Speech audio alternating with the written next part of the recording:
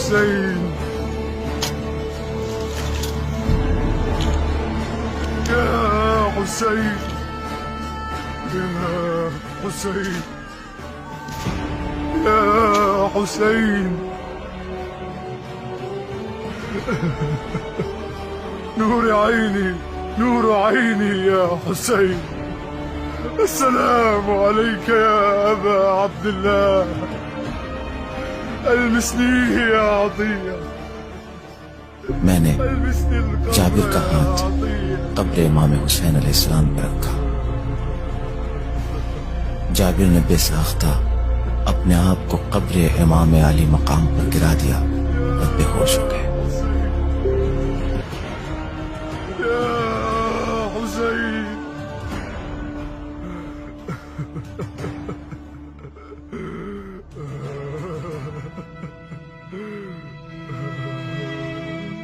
اور مسلسل کہہ رہے تھے یا حسین یا حسین یا حسین.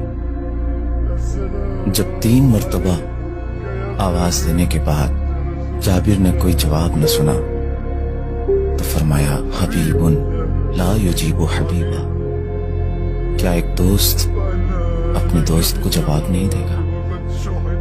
اس کے بعد خود ہی اپنے سوال کا جواب دیا اور فرمایا ہاں وہ کیسے جواب دے سکتا ہے جس کا سر اس کے تن سے جدا کر دیا گیا.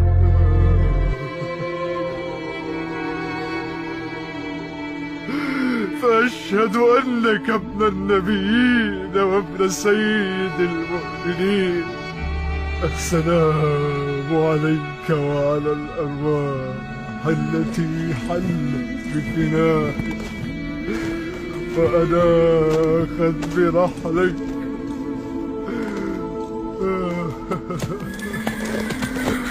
السلام عليك يا أبا عبد الله السلام عليك يا أبا عبد الله. اس کے بعد جابر سلام کے چند جملے بولنے کے بعد فرماتے ہیں میں گواہی دیتا ہوں کہ آپ اسی راستے پر چلے جس پر یحییٰ ابن زکریا چلے تھے اور حق کا دفاع کرتے ہوئے شہید ہوئے. پھر جابر نے شہدائے کربلا کو مخاطب قرار دے کر فرمایا سلام ہو ان روحوں پر جو حسین کے آستانے پر نازل ہوئی اور حسین کے پہلو میں محو آرام ہے. میں گواہی دیتا ہوں کہ تم نے نماز قائم کی، زکوٰۃ ادا کیا، اچھائیوں کی طرف دعوت دی، برائیوں سے روکا اور اپنی آخری سانسوں تک عبادت پروردگار میں مصروف رہے. اس کے بعد جابر کہتے ہیں قسم ہے اس خدا کی جس نے محمد کو حق کے ساتھ مبعوث کیا کہ ہم بھی اس ثواب میں شریک ہیں جس میں تم داخل ہو. یہ سن کر عطیہ کو بہت تعجب ہوا. انہوں نے پوچھا کہ جابر ہم کیسے ان کے ثواب میں شریک ہو سکتے ہیں جبکہ ہم نے وہ مصیبتیں نہیں اٹھائی ہیں جو انہوں نے اٹھائی.